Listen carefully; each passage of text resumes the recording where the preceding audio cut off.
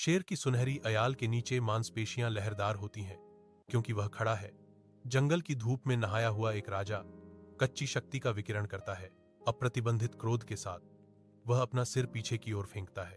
उसकी दहाड़ फटती है, पेड़ों को हिलाती है।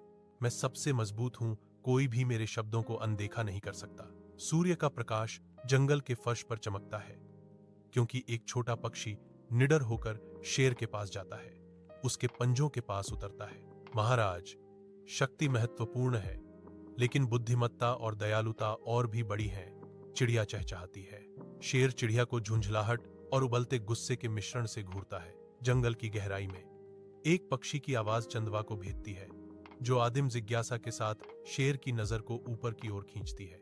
एक शाखा की अशुभ दरार गूंजती है, आपदा का पूर्वाभास, क्योंकि पक्षी की घबराहट भरी चहचहाहट आसन्न खतरे की चेतावनी देती है। छोटे होने के बावजूद आपने हर किसी की जान बचाई, ताकत से नहीं, बल्कि समझदारी और दयालुता से।